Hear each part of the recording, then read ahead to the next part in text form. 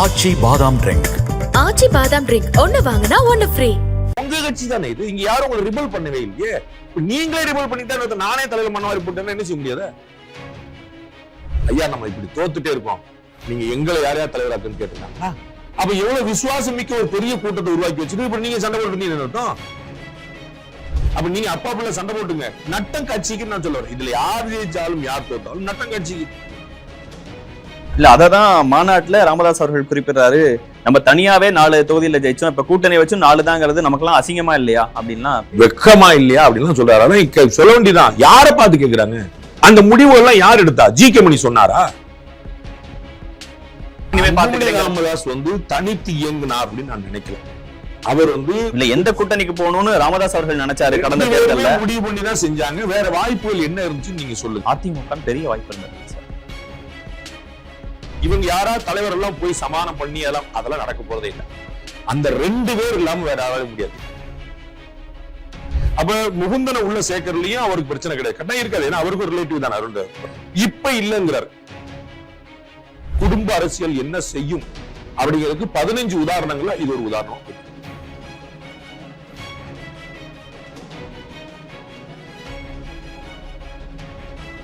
வணக்கம், இது தி டிபேட். நான் தினேஷ். சிறப்பு நேர்காணலில் இன்று நம்மோடு இணைந்திருப்பவர் மூத்த பத்திரிகையாளர் திருமிகு ரங்கராஜ் பாண்டிய அவர். சார் வணக்கம். வணக்கம்.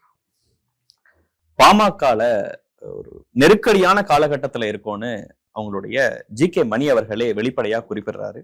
பொதுக்குழுல தொடங்கி அதற்கு அடுத்து தலைவர், செயல் தலைவர் அப்படிங்கிற அறிவிப்புகள், அதற்கு பிறகு மாநாட்டுல ராமதாஸ் அவர்களின் பேச்சு, நேற்று அவர் மாவட்ட செயலாளர்கள் மாவட்ட தலைவர்கள் வரணும்னு சொன்னதுல பல பேர் புறக்கணிப்பு, இன்று நடந்த இளைஞர் அணி கூட்டத்தையும் மாணவர் அணி மகளிர் அணி அந்த கூட்டத்திலையும் அன்புமணி ராமதாஸ் பங்கேற்காதது, நேற்றைய ராமதாஸ் அவர்களின் செய்தியாளர் சந்திப்பு, இது எல்லாமே 2 பேத்துக்குள்ள ஏதோ ஒரு முரண்கள் இருக்கிறத காமிக்குது. வேற என்ன பின்னணியில நடந்துட்டு? பின்னணி என்னன்னு எனக்கு தெரியாது. நடக்கிறது நல்லதுக்கு இல்லைன்னு எனக்கு தெரியும். பாமகவுக்கு எந்த நல்லதும் பண்ண போறது இல்லை அப்படின்னு பின்னணி நாம கண்கூட பார்க்கிற சில விஷயங்களை பார்க்கும்போது திரும்ப இந்த குடும்ப உறவுகள் தான் முக்கியமா நிக்குது. திரு முகுந்தன் அவருக்கு பதவி கொடுக்கறதுலாம் இது வெளிப்படை ஆரம்பிச்சது. ஆமா, திரு அன்புமணி மைக்கை டம்முன்னு தூக்கி போட்டுக்கங்க, முந்தானத்து வந்த பையன் அப்படின்னு சொல்லி சொல்றாரு. நான் அறிஞ்சு திரு முகுந்தனுக்கு பதவி கொடுக்கறதுல திரு அன்புமணிக்கு முரண்பாடு இருக்கிறதா வரையில. நாட் நோ அப்படின்றார். இப்ப வேணான்ற அவர் கொஞ்சம் உள்ள வரட்டும், பழகட்டும், செட் ஆகட்டும், அவருக்கு என்னங்கிற தெரியட்டும் அப்படின்னு சொல்லி பார்த்து நம்ம அதுக்கப்புறம் நம்ம செய்யலாம் அப்படின்னு. இன்னைக்கு அன்புமணி ராமதாஸ் செயல் தலைவரா இருக்கிறார், அதுக்கு முன்னாடி தலைவரா இருந்தார். ஆனா அன்புமணி ராமதாஸே இப்ப வரைக்கும் அவர் தலைவர் தான் அறிக்கை கொடுக்கிறார்.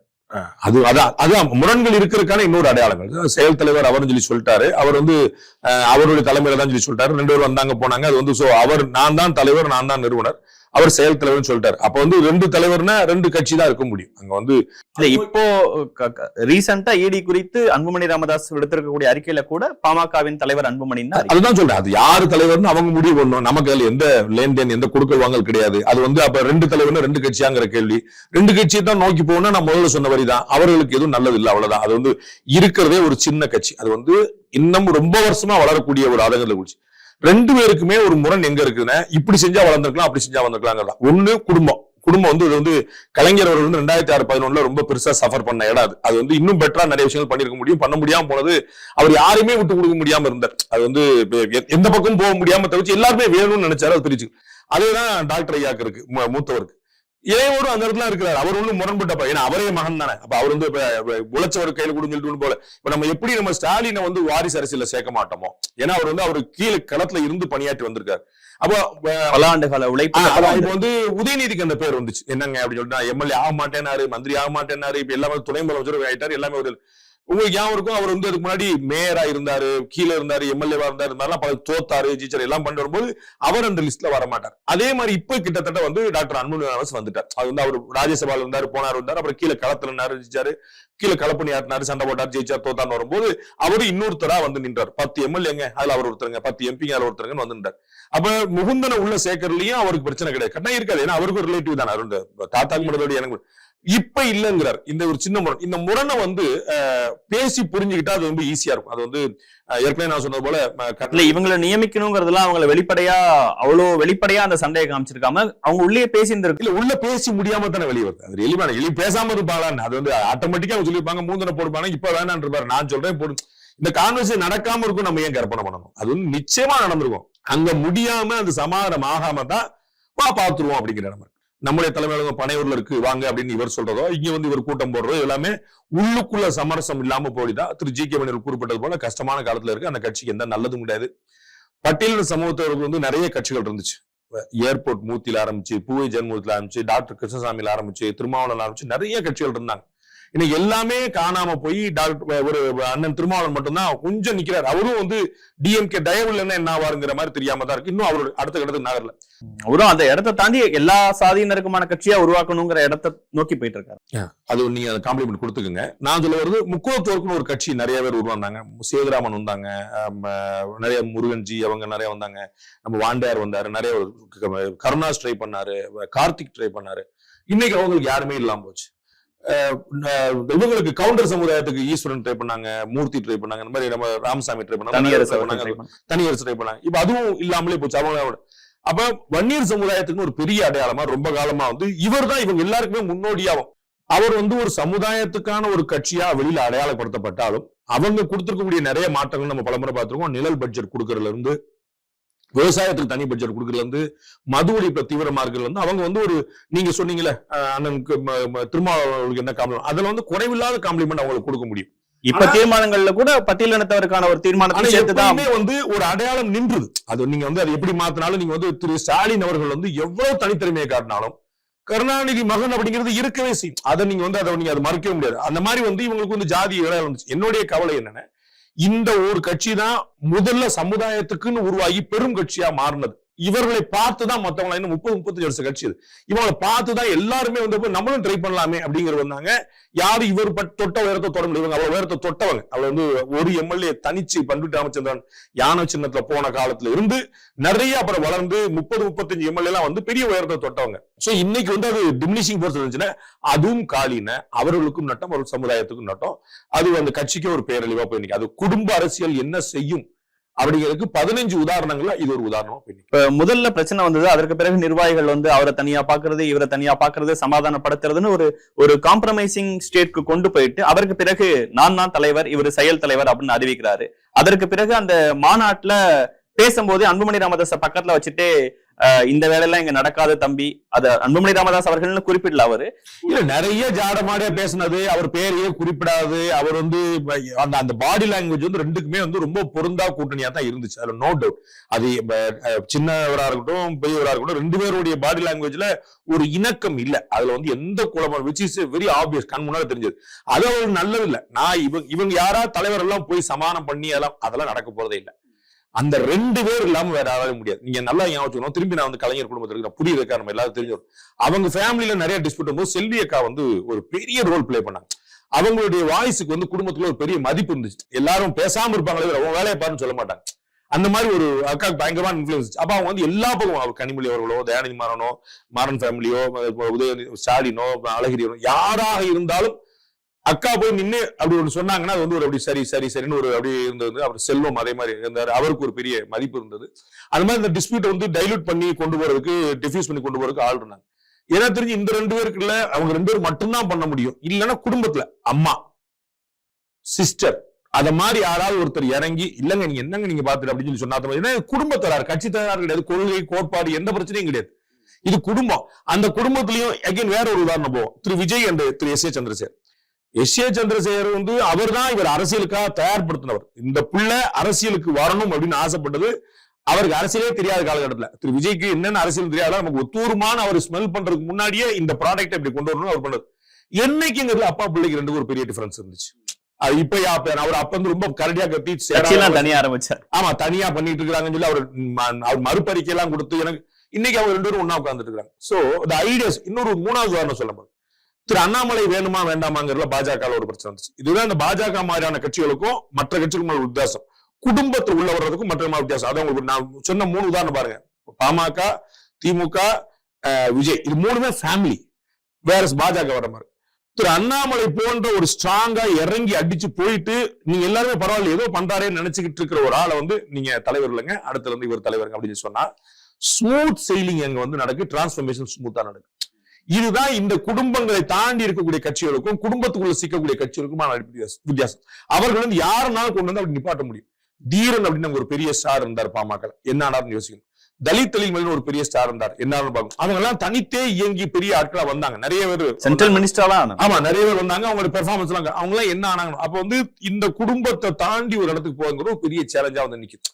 அப்ப வந்து அதே மாதிரி திமுக பெரும்பெரும் தலைவர்கள் 100 பேர் சொல்ல முடியும். ஆனா வந்து என்ன பாராளுமன்ற குழுவா அது வந்து அக்கா, துணை முதலமைச்சரா அது வந்து சகோதரர் உதயநிதி, முதலமைச்சரா அண்ணன் ஸ்டாலின், இப்படி வந்து ஒரு இடத்துல நிக்கும் போது எங்கேயோ ஒரு இடத்துல வந்து தொஞ்சு, எங்கேயோ இடத்துல வந்து பஸ்ட் ஆகி, அதான் 2006 நடந்துச்சு. ஃபேமிலிக்குள்ள நடக்கும்போது அது ஒரு கடத்த. அது வந்து நீங்க இதே சண்டே நீங்க உத்தரப்பிரதேசத்துல நான் கண்ணால பாத்துருக்கேன். அங்க எலெக்ஷன் போகும்போது முலாயம் சிங் யாதவுக்கும் அகிலேஷ் யாதவுக்கும் நடந்துச்சு. முலாயம் சிங் யாதவ் வந்து நான் தான் முதலமைச்சரும், அப்ப நான் என்ன அப்படின்னு சொல்லி சண்டை விட, நானும் செத்தா போயிட்டேன், பெரிய சண்டை ஓடிச்சு. அப்ப நீங்க ஃபேமிலிக்குள்ள வரும்போது இந்த ஒரு சிக்கல் பாஜக நடந்துச்சு. அப்படியே அவ்வளவு பெரிய ஒரு you know that it's a strong decision and வந்து வெரி ஹார்ட் டிசிஷன். அது ஈஸி கேம் கிடையாது. ஏன்னா ஒரு பெர்ஃபார்மர் அவருக்கு வந்து இன்னமும் ஒரு 3 வருஷம் டேர்ம் கொடுத்துருக்க முடியும். சோ வந்து நீங்க 6 வருஷம் இருந்தீங்க சார், நம்மளுடைய ரூல்ல நீங்க பார்ட்டியா சொல்றீங்க சார். ஆனா அது இண்டிவிஜுவல்ஸ பொறுத்தது இல்ல. இப்ப அண்ணாமலை அவர்கள் அந்த இடத்துல வந்து ரிபல் ஃபோர்ஸா ஒரு வார்த்தையை பேசி இருந்தாருன்னா இஷ்யூஸா மாறி இருக்கும். இல்ல அதுதான் நான் சொல்ல வரேன். ரிபல் எப்பயுமே எல்லா இடத்துலயுமே இருந்திருக்காங்க. உமாபாரதி ரிபல் இப்ப ராமதாஸ் அவர்கள் பேசினதற்கு பிறகு அன்புமணி ராமதாஸ் அமைதியா ஓகே நீங்க தலைவராருங்கன்னு சொல்லி இருந்தா பிரச்சனை வராது. உமாபாரதி ரிபல் பண்ணிருக்காங்க அதே பிஜேபி. எடியூரப்பா ரிபல் பண்ணிருக்காரு அதே பிஜேபி. நான் இல்லன்னு சொல்ல ரிபல் பண்ண, ஆனா அவரால் அதை தாண்டி வளர முடியும் நான் சொல்றேன். இங்க ஸ்டக் ஆகி நின்று சொல்ல வரேன். ஏன்னா நீங்க தான் இந்த 2 பேரும் ப்ரொஜெக்ட் பண்றீங்க. திரு அன்புமணியை ப்ரொஜெக்ட் பண்ணதே நீங்க தானே. இப்ப அவர் சொல்றதை நீங்க சேர்க்க மாட்டேன்னு சொன்ன அர்த்தம். நான் சொல்றேன் நான் தான் தலைவர் தான். நீங்க வந்து அவருங்க இன்னமும் வந்து சிங்கத்தின் கால்கள் பழுதுபடவில்லை. ஆமா சீற்றம் ஆமா சீற்றம் all fine no doubt. Advani வந்து இப்ப சொல்லிட்டு இருந்தாருன்னு 2014 அத்வானி சொல்லி இருந்தாருன்னு உங்களுக்கு மோடி எப்படி கிடைச்சிருக்கும்? மோடி அத்வானி வந்து அன்னைக்கு ஒன்னும் பிரச்சனை இல்லை, நல்லா தான் இருந்தாரு. எது சண்டை எல்லாம் போட்டாரு, மோடியோட எலிவேஷனை பத்தி சண்டை எல்லாம் போட்டாரு. So he was so strong. அப்ப ஏன் கொடுத்த அப்போ அடுத்த ஜெனரேஷனுக்கு கைமாற்றி விடுறதுக்கு ஒரு எண்ணம் வேணும். அது நீங்க தான் சொன்னீங்க உங்க பிள்ளைன்னு. அப்ப நீங்க தான் சொன்னீங்க. இல்ல அதுல கொஞ்சம் ஃபார்முலா தப்பா இருக்கு. நான் வேற மாதிரி போகும்னு நினைச்சேன். ஒரு கூட்டணி உருவாக்குறதுல இருந்து கட்சி அடுத்த கட்டத்தை கொண்டு போறதுல இருந்து நான் வந்து அன்புமணி ராமதாஸ் சரியா செய்வார்னு நினைச்சேன். அது செய்யலங்கும் போது இவர் நானே இனிமே பார்த்துக்கிறேன். ராமதாஸ் வந்து தனித்து இயங்கினார் அப்படின்னு நான் நினைக்கல. அவர் வந்து இல்ல எந்த கூட்டணிக்கு போகணும்னு ராமதாஸ் அவர்கள் நினைச்சாரு. கடந்த தேர்தல்ல முடிவு பண்ணி தான் செஞ்சாங்க. வேற வாய்ப்புகள் என்ன இருந்துச்சுன்னு நீங்க சொல்லுங்க. அதிமுக பெரிய வாய்ப்பு இருந்தது இல்ல சார். அதிமுக வெல்ல மாட்டாங்கன்னு அவங்களுக்கு என்ன வந்துச்சு? இது பார்லிமெண்ட் எலெக்ஷன் இருந்துச்சு, நமக்கு ராஜ்யசபா நாளைக்கு நீங்க வந்து அந்த டிஸ்கஷன்ல பாசிட்டிவா 2 பேருக்கும் சொல்லுவாங்கல்ல, அவங்க பேசித்தானே முடியும். டாக்டர் ராமதாஸ் தானே கையெழுத்து போட்டாரு. அவர் யாரும் வந்து நெருக்கடி போட்டு வந்து மிரட்டி ராத்திரி வாங்கலையே. முன்னாடி நாள் நைட் வரைக்கும் அவர் வேற ஒரு ஸ்டாண்ட் பேசிட்டு இருந்தாங்க. தேமுதிக பேசிட்டு இருந்திருக்கே இது மாதிரி பழம் நழுவி பால் வந்து பால் நழுவி வாயில விழுன்னு கலைஞர் சொல்லலையா? அப்ப பாஜகவோடு அதிமுகவோடு திமுக 3 பேர்கிட்ட பேசிட்டு இருந்தாங்க 2014 தேமுதிக. அப்ப இது வந்து எல்லாரும் செய்யுது. நீங்க இழிவா சொல்றீங்க. இழிவா அப்படி கொண்டு போகல சார். நான் சொல்றது அவர்கிட்ட ஒரு டெசிஷன் கொடுக்கறாரு, அது தப்பான ரூட்ல போகுதோன்னு இவர் ஃபீல் பண்ணும்போது நம்ம அந்த இடத்துல இருந்து பாத்துக்கலாம். ஒரு விஷயத்தை ஒரு மூத்தவரா 50 தொகுதிகளில் படுத்துட்டே ஜெயிக்கிறது தெரியும். கொள்கை கோட்பாடு கிடையாது. அது போல புரிஞ்சுங்க. இது அப்பாவுக்கும் பிள்ளைக்கும் மட்டுமே இருக்கிற ஒரு ஈகோ கிளாஷ். வீட்டுல இருக்கக்கூடியது. இது வீட்டுக்குள்ளே இருந்தா பிரச்சனை கிடையாது. இது கட்சியாவும் வெடிக்கிறதுனால இது வந்து அவங்க கட்சிக்கே நல்லது இல்லாம போய் முடிய போகுது. இவ்வளவுதான். அம்பானி குடும்பத்துல ஒரு தகராறு வருது, சரிங்களா? பைனான்ஸ் மினிஸ்டரா இருந்த திரு சிதம்பரம் உள்ள போய் அதை செட்டில் பண்ணி அவங்களுக்கு பிரிச்சு கொடுக்குறாரு. முகேஷ் அம்பானி என்ன ஆனாரு, அனில் அம்பானி என்ன ஆனாரு நீங்க பாத்துக்கணும். உங்களுக்கு புரியுங்களா? நீங்க வந்து அது நீ ஆவுன்னு நீங்க சண்டை போடலாம் வைக்கலாம். கடைசியில் நட்டம் யாருக்குங்கிற நீங்க புரிஞ்சுக்கணும். அப்ப நீங்க அப்பா பிள்ளை சண்டை போட்டுங்க, நட்டம் கட்சிக்குன்னு நான் சொல்ல வரேன். இதுல யார் ஜெயிச்சாலும் யார் தோத்தாலும் நட்டம் கட்சிக்கு. அந்த இடம் ராமதாஸ் அவர்களுக்கு தமிழ்நாட்டின் ஒரு மூத்த அரசியல்வாதி, அவருக்கு புரியாதா? நான் படுத்துக்கிட்டே 50 தொகுதியில ஜெயிக்கிறதுக்கான வித்தையை சொல்லி கொடுத்தேன்னு சொல்றவருக்கு இப்படி சண்டை போட்டா வயது ஆகும்போது ஒரு எமோஷனும் எக்ஸஸ் இருக்கும். அது வந்து நான் புரிஞ்சுக்கிறேன். அதை திரும்ப நீங்க வீட்டுக்குள்ளேயும் பிள்ளைகிட்டையும் தான் பேசிக்கணுமே தவிர நீங்க வெளியில பேசுறது சரி வராது. வெளியே பேசினா என்ன ஆகும்?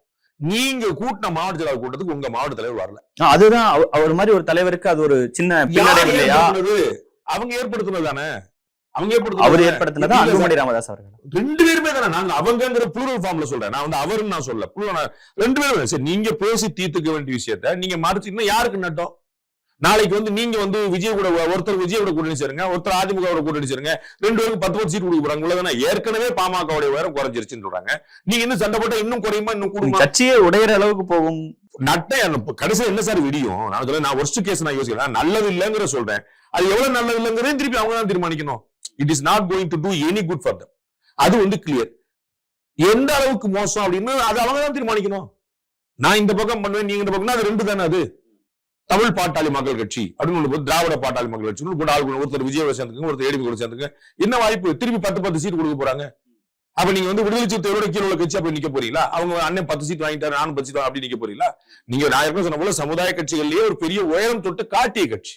அப்ப இன்னும் நீங்க சொன்னது போல இன்னமும் வந்து பொதுமக்களுக்கான கட்சி நீங்க மாத்தி அப்படி கொண்டு வரக்கான வழியை பாருங்க. அவங்க வந்து மாற்றம் முன்னேற்றம் ஆன் பண்ணி ட்ரை பண்ணாம இருந்தாங்களா? 2016 என்ன எக்ஸ்ப்ளோர் பண்ணாம இருந்தாங்க?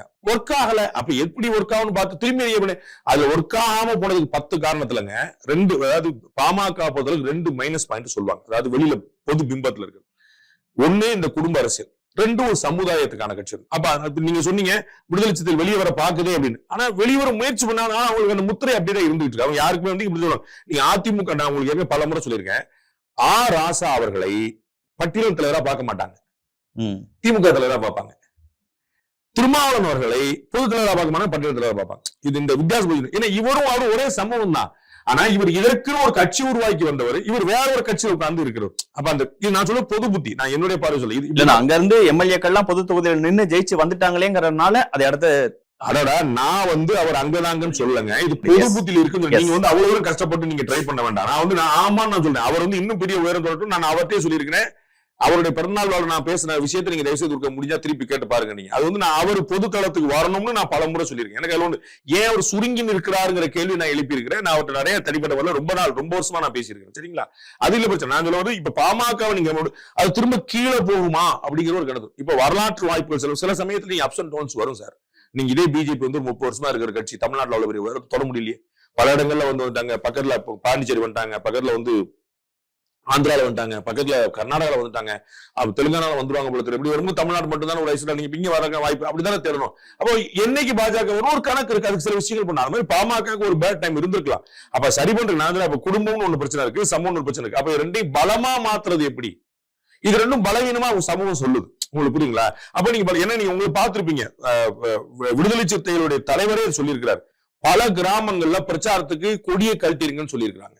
பல கிராமங்கள்ல பிரச்சாரத்துக்கு அவர்களை கூட்டு போகல. இது அவர்கள் தலைவர் வன்னியரசு ஆதவர்ஜுனா அவர்கள் அங்க இருக்கும்போது நிறைய பேசினார். வன்னியரசு, ஆதவர்ஜுனா, ரவிக்குமார், அண்ணன் திருமாவளவன் எல்லாத்தையுமே கேளுங்க. அது உண்மை, நடந்த உண்மை. அதேதான் பாமகவுக்கும். உங்களுக்கு புரியுங்களா? பாமக ஒண்ணு சேர்த்தா சில இடங்கள் அப்படி அப்படின்னு சொல்லி சொல்லுவாங்க. அந்த சங்கடங்கள் வந்து, ஆனா நீங்க அந்த சமுதாயத்தை விட்டு கொடுக்க முடியாது. அதுதான் உங்களுடைய பலமா இருந்துச்சு. ஆனா உங்களுடைய குடும்பத்தை, உங்களுக்கு புரியுங்களா? அப்ப எல்லாமே நான் பிடிச்சிட்டே எது உங்களுக்கு மைனஸ் பாயிண்ட் சொல்றாங்களோ அதை கழிச்சுக்கிட்டே போறதா பிளஸ் ஆட் பண்றது. அப்ப அதை நீங்க மைனஸ் ஆட் பண்ணிட்டு போனீங்கன்னா, அப்ப நான் வந்து அவர் வந்து ஏற்கனவே சொல்ல மூர்மனை வந்து சேர்க்க வேண்டாங்கிற டாக்டர் அன்புமணி ராமதாஸ் நிலைப்பாடுல வரட்டும், பழகட்டும். இவர் நினைக்கிறார் லான்ச் பண்ணிடுவோம். இப்ப வந்து உதயநிதி ஏத்துக்கலையா? அப்ப லான்ச் பண்ணாதான் சரியா வரும். நீ வந்து பதவினா 4 பேர் அவரை டீல் பண்ணிடுவாங்க அப்படின்னு எல்லாத்துக்குமே ஸ்டார்டிங் பாயிண்ட்ங்கிறது அந்த இடத்துல தான் தொடங்குது நினைக்கிறேன். இந்த நெருக்கடி காலம்னு சொல்ற அந்த பாயிண்ட் தொடங்க குடும்ப பிரச்சனையை தவிர வேற எந்த பிரச்சனையும் நான் பார்க்கல. கூட்டணி பிரச்சனை இருக்கும். கூட்டணி பிரச்சனையில டாக்டர் ராமாஸ் அவரோட தலைமையில 10 தோல்வி என்னால் அடையாளம். ஏன்னா அவர் திருப்பி சொல்றது கூட்டணி விஷயங்களை நான் டிசைட் பண்ணிக்கிறேன், கூட்டணி விஷயங்களை நான் டிசைட் பண்ணிக்கிறேன், இந்த கூட்டணின்னு பேசிட்டு இருக்காதீங்க, அதை நான் பாத்துக்கிறேன், கூட்டணி இல்லாம 40 தொகுதியில ஜெயிப்பேன். இந்த விஷயங்கள்ல அவர் தொடர்ந்து சமீப காலங்களில் எல்லா தொகுதியிலும் பாமக தோத்துருக்கா, தோக்கலையா? அசம்பிளிலையும் தோத்து. அப்ப யாரு உயர்ந்தது? அப்ப அன்புமணி ராமதாஸ் வந்து நம்பர் 1 இருந்தாரா, நம்பர் 3 or 4 இருந்தாரா? மாநில தலைவர் அவர் கிடையாது, நிறுவனர் அவர் கிடையாது. என்ன அப்படி எப்படி இருந்துச்சு? அதை வந்து நான் டாக்டர் ஐயாவை குறைச்சு மதிப்பிடல. வெற்றி தோல்வி எல்லாருக்கும் சாத்தியம். நாம வந்து அவ்வளவு பெருசா எதிர்பார்த்து வந்து அண்ணாமலை தோத்தார்ல, அவரே தோத்தார்ல. இது வரும், நாளைக்கு ஜெயிப்பாரு. அப்போ ஒரு அப்ஸ் ஒரு டவுன்ஸ் வச்சுட்டு நீங்க வந்து ஒரு ஆளை முடிவு பண்ணிடக்கூடாது. உங்களுக்கு புரியுங்களா? அப்ப வந்து டாக்டர் ஐயாவுடைய தலைமையிலே தோற்றுருக்க. அப்ப என்ன செய்வீங்க? அவங்க திமுகவையும் கூட்டணி வச்சிருக்காங்களே, அவங்க அதிமுகவையும் கூட்டணி வச்சிருக்காங்களே, அவங்க தனித்தும் போட்டிட்டு இருக்காங்களே, எல்லாமே தான் நடந்துச்சு. அப்ப எல்லாமே 3 ஃபெயில் ஆச்சு. அப்ப வந்து கட்சி சரி, அவங்க தலைமை சரி தான் சொல்லுவாங்களா? சரி, இவ்வளவு தோல்விக்கு பிறகும் கீழே இருக்கக்கூடிய யாராவது ஒருத்தர், அந்த காலத்துல நான் சொன்ன தலித் மணில இருந்து, தீரன்ல இருந்து, இன்னைக்கு இருக்கக்கூடிய பாலுல இருந்து, ஜி.கே. மணில இருந்து யாராவது ஒருத்தர், ஐயா நம்ம இப்படி தோத்துட்டே இருக்கோம், நீங்க எங்களை யாரையா தலைவராக்குன்னு கேட்டிருக்காங்களா? அப்ப எவ்வளவு விசுவாசம் மிக்க ஒரு பெரிய கூட்டத்தை உருவாக்கி வச்சுட்டு இப்ப நீங்க சண்டை போட்டு அர்த்தம்? உங்களுக்கு அந்த மாதிரி டிஸ்பியூட் வரல. நான் பெரிய ஆள், எனக்கு குறிஞ்ச சண்டை வரல. இப்ப எடியூரப்பாட்ட வந்து முக்கியமான பொறுப்பு கிடையாதுன்னு இந்த தேர்தலில் முடிவெடுத்தாங்க, சட்டமன்ற தேர்தலில். அவர் ஆக்டிவா இருந்தார், அவர் வந்து ஜெயிச்சிருப்பாருங்கிற அளவு கூட போச்சு. பேசாம தானே உட்கார்ந்தாரு. இன்னைக்கு வந்து அவருடைய மகனுக்கு பதவி கொடுத்துருக்காங்கல்ல. அப்ப உங்க கட்சி தானே இது. இங்க யாரும் உங்களை ரிபல் பண்ணவே இல்லையே. நீங்களே ரிபல் பண்ணிட்டா நானே தலையில மண்ண மாதிரி போட்டேன்னா என்ன செய்ய முடியாது? யாருமே ரிபல் பண்ணி என்னங்க நீங்க அப்பா பிள்ளைக்கு சண்டை போட்டுருக்கீங்க, எங்க கட்சி என்னாதுங்க, எங்க நிலைமை என்னாதுங்க, எங்க எதிர்காலம் என்னாதுங்க, யாரா சண்டை போட்டாங்களா? எல்லாரும் ஐயா சமானமாங்க. அப்ப டாக்டர் ராமதாஸ் உடைய உழைப்பையோ, டாக்டர் அன்புமணி அவருடைய திறமையை யாரும் அண்டர்ஸ்டாண்ட் பண்ணல. அவருடைய தலைமையை யாருமே சேலஞ்ச் பண்ணல. வெளியில இருந்து யாருமே சேலஞ்ச் பண்ணா போது உங்களுக்குள்ள நீங்க சேலஞ்ச் பண்ணிட்டீங்கன்னா லாஸ் இஸ் யுவர்ஸ். இப்ப நேற்று அவர் குறிப்பிடும் போது 40 தொகுதிகள்ல 50 தொகுதியில படுத்துக்கிட்டே ஜெயிக்கிற வித்தை எனக்கு தெரியும், அதெல்லாம் ரியாலிட்டியில உண்மையா அவர் பேசுறாரா? காலம் கடந்துருச்சு. அதெல்லாம் இருந்தது, அந்த வாய்ப்பெல்லாம் இருந்தது, தொடர்ந்து தக்க வைக்கணும். நிறைய விஷயங்கள். அது மதிமுக இனிமே என்ன ஆகும், தேமுதிக இனி எவ்வளவு உயரம் தொட முடியும், பாமக இனி எவ்வளவு சீட்டு வெல்ல முடியும் அப்படிங்கறதெல்லாம் இனிமே ஒரு கணக்குல வந்துருச்சு. அதெல்லாம் ஒரு சீலிங்ல வந்ததுனாலதான் பாஜகவுக்கான தேவை, நாம் தமிழருக்கான தேவை, தமிழக வெற்றி கழகத்துக்கான தேவையெல்லாம் ஏற்பட்டு அதை நம்ம புரிஞ்சுக்கணும். அதிமுக திமுகவே கூட்டணியில வச்சுதான் அப்படின்னு கொண்டு போய் நிற்கிறார். அவங்களே இன்னைக்கு வந்து தனித்து இயங்க முடியல. நீங்க எல்லாம் நம்புவீங்க அதிமுகவே பாஜக கூட சேர்ந்து ஒரு சமரசம் பண்ணிருச்சு நீங்க நினைப்பீங்க பர்சனலாவே. அந்த இடத்துல அவங்க எல்லாரும் இருக்கிறாங்க. திமுக அதே கதிதான். திமுக வெற்றி பெற முடியாது. அது இருவரும் கட்சிகளுக்கே அந்த நிலைமை வந்துருச்சுன்னு சொல்ல வர. அப்ப எல்லாருக்குமே ஒரு சீலிங் வந்துருச்சு. மக்கள் வந்து ஒரு எக்ஸிஸ்டிங் லீடர்ஸ் அண்ட் பார்ட்டிஸ்ல மக்கள் ஒரு விரைக்கு அடைஞ்சிருக்காங்க. அதை ஃபில் பண்றதுக்கு அந்த ஷூஸ்ல வந்து நிக்கிறதுக்கு வேற யாரும் இல்ல. அந்த இடத்துல தான் பாஜகவோட வளர்ச்சியை பாக்குறாங்க, அந்த இடத்துல தான் நாம் தமிழர் வளர்ச்சியை பாக்குறாங்க, அந்த இடத்துல தான் தாவேக்கான தேவையை பாக்குறாங்க. இப்ப இவ்வளவு பெரிய கட்சி இருக்கும்போது இந்த கட்சி தான் எதுக்கு? தாவேக்கா வந்து என்ன செய்ய போறாரு, நாம் தமிழர் வந்து என்ன பண்ணிட போறாரு, பாஜக எதுக்கு தேவை? அப்ப இந்த 3 ஏன் ஒரு growing பாயிண்ட்ல இருக்குது அப்படின்னா, இல்ல அததான் மாநாட்டுல ராமதாஸ் அவர்கள் குறிப்பிடுறாரு. நம்ம தனியாவே 4 தொகுதியில ஜெயிச்சோம், இப்ப கூட்டணி வச்சு 4 தாங்கிறது நமக்கு எல்லாம் அசிங்கமா இல்லையா அப்படின்லாம், வெக்கமா இல்லையா அப்படின்னு சொல்றாரு. அதான் சொல்ல வேண்டியதான். யாரை பார்த்து கேட்கிறாங்க? அப்படியே மாத்தி கொஞ்சம் யோசிங்க. அந்த முடிவு எல்லாம் யார் எடுத்தா? ஜி.கே. மணி சொன்னாரா? திலகபாமா சொன்னாங்களா? ராவணன் சொன்னாரா? அன்புமணி ராமதாஸ் 2 பேருக்குள்ள தானே. திருப்பி நீங்க அன்புமணி சொல்லாதீங்க. I am not in the Anbumani side, I am not in the. அது புரிஞ்சுக்க முடியல. அவருடைய கோணத்தை பார்க்கும்போது நமக்கு ஓகே, அன்புமணி ராமதாஸ் சண்டை, வருத்தங்கள் இவருக்கு இருக்கு. அது அப்பா பிள்ளை சண்டை. அது வந்து எப்பயுமே அது உன்னாலதான் அப்படி போனேன், என்னால தான் அப்படி போனேன்னு சொல்லி எங்க அண்ணன், எங்க பெரிய அண்ணன் சின்ன வயசுல என்ன செய்வார் அப்படின்னா, கிரிக்கெட் விளையாண்டு இருப்பாரு. எங்க அம்மா வந்து சத்தம் போடும், போ இந்த விளையாண்ட போகணும், அவுட் ஆயிடுவான். உடனே கத்தி, நீ வந்து அதான் அவுட் ஆனேம்மா.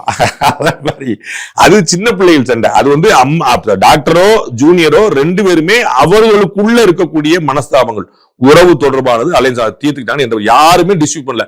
நாளைக்கு யாராவது டிஸ்பியூட் பண்ணாங்கன்னா இருக்கிற 4 தலைவர்களும் வேற கட்சிக்கு போயிட்டாங்கன்னு என்ன ஆகும்னு வச்சுக்கோங்க. அதுதான் இந்த திரும்ப லாஸ் இஸ் தேர்ஸ். இது அவர்கள் உருவாக்கிய கட்சி. நான் 5 ரூபாய் வாங்கிட்டு ராத்திரி பூரா விடிய படுத்து பஸ் இல்லாத ஊருக்குலாம் போய் பேசியிருக்கேன் டாக்டர் ராமதாஸ் சொன்னார். அந்த உழைப்பெல்லாம் அவர் காலத்துல என்னவா வரணும்னு பார்க்கணும். அது வீணாதான் அவர் பார்க்க போறாருன்னா நம்ம என்ன செய்ய முடியும்? அவர் வந்து அது வளர்றதுக்கான வழியில பார்க்கணும். அவருக்கு வந்து ஒரு பெரிய கடமையா உழைச்சிருக்காரு. இன்னைக்கு அத்வானி அவர்கள் வந்து இந்தியாவில பிஜேபியை ஒரு அடையாளப்படுத்தினா முக்கியமான. அவர் காலத்துல எப்படி அவர் கண்ணீர் விட்டு சொன்னார். அது 2014 பிரதமர் பதவியேற்கிறதுக்கு முன்னாடி பிஜேபி பார்லிமெண்ட் கூடத்துல அத்வானி கண்ணீர் விடுறாரு, மோடி கண்ணீர். இவ்வளவு பெரிய உயரம் பிஜேபி வாழ்நாள் தொடு நான் எதிர்பார்க்கலன்னு அத்வானி சொல்றாரு. 330 சீட்டாப்பா, நம்ம ஒரு கட்சிக்காப்பா, என்னப்பா 2 எம்பி என்னப்பா நீங்க அப்படின்னு கதறார். அப்ப நரேந்திர மோடி அம்மாவுக்கு புள்ள பண்றது வந்து ஒரு சேவையா, இது வந்து கடமை இல்லையா, நான் என் தாய்க்கு தானே நான் பண்ணேன். அத மாதிரி அவர் வாழும் காலத்துல அவருடைய உயரத்தை தொடர்றதுக்கான முயற்சி என்ன அதை பார்க்கணும். நான் படுத்துக்கிட்டே 50 சீட் அந்த காலம் இல்ல, அது வரலாம். அதுக்கு வந்து ஸ்டெப் பை ஸ்டெப்பா நீங்க எல்லா உயரத்தையும் தொட முடியும் படிப்படியாக. அப்ப ஒவ்வொரு படியும் நீங்க தவறு இல்லாம நிறைய தவறுகள் பண்ணதுடைய விளைவு அது உங்களுக்கு புரியுங்களா? அது எல்லாம் அவங்களுடைய 2 பேருடைய மனசாட்சிக்கு தெரியும் என்னென்ன தப்பு பண்ணாங்கன்னு. அதுக்கு ஒரு நாள் நீங்க காரணமா இருந்திருக்கலாம், இன்னொரு நாள் இவர் காரணமா இருந்திருக்கலாம். ஆனா 2 பேரும் சேர்ந்து எந்த இன்னொரு தலைவரும் இவங்க தலைமையை டிஸ்பியூட்டே பண்ணல. எவ்வளவு பெரிய பெனிஃபிட் இப்படி ஒரு கட்சியில் நடக்குமா? திமுக வந்து எவ்வளவு தோத்தாலும் கருணாநிதியோட தலைமை யாருமே 3 தொடர் தேர்தலில் தோத்தார். அவங்க தலைமை யாரும் என்னங்க நீங்க 50 வருஷமா ஒரு தலைவரா, என்னங்க பின்னாடி ஸ்டாலின் உருவாக்குற, என்னங்க யாருமே கேட்கலையே. அன்டிஸ்பியூட்டடா இருந்தாங்களே. டிஸ்பியூட் அவர் குடும்பத்துல மட்டும் தான் வந்துச்சு. அப்ப இது எவ்வளவு பெரிய கொடுப்பின அதை பயன்படுத்திட்டாங்கன்னு அவங்களுக்கு எப்படி இதை சரி செய்யணும்னு நினைக்கிறீங்க? நான் ஏற்கனவே சொன்னேன், அவங்க அம்மா அல்லது சகோதரி அல்லது இந்த 2 பேர், இந்த 4 பேருக்குள்ளதான் இருக்கு, வேற யார் கையிலும் இல்லை. முகுந்தன் நினைச்சாலும் இல்ல. நான் வந்து வரலங்கன்னு சொன்னா அது திருப்பி சண்டை ஆகும். நான் அப்படிதாங்க வருவேன் திருப்பி சண்டை ஆகும். இந்த அவருடைய சகோதரிகள் அல்லது மருமகள் கூட கிடையாது அவங்களுக்கு. அந்த அது என்ன இன்னொரு வீடு ஆயிரும் அவங்க கணக்குல. அப்பா அம்மா அண்ணன் அக்கா இந்த 4 பேருக்குள்ள பேசினாதான் வேற எந்த திருவிழா. செல்வி அக்கா உதாரணம் சொன்னேன். அவங்க வரும்போது ஒரு பேட்ச் ஒர்க் நடக்கும். அது வந்து எல்லாருமே வந்து நம்ம பிள்ளை அப்படின்னு நம்ம சகோதரின்னு இவரும் கேட்பாரு, நான் பெத்த பொண்ணு அவங்க கேட்பாங்க. அதுல ஒரு பேட்ச் நடக்கும். அது ஒரு ஹானஸ்டா ட்ரை பண்ணா நினைக்கிறேன். அப்படின்னா கட்சிக்கு நல்லது. என்ன நடக்க போகுதுன்னு பொறுத்து பார்ப்போம் சார். இவ்வளவு நேரம் உங்க நேரத்தையும் கருத்துக்களையும் பகிர்ந்து கொண்டதற்கு மிக்க நன்றி.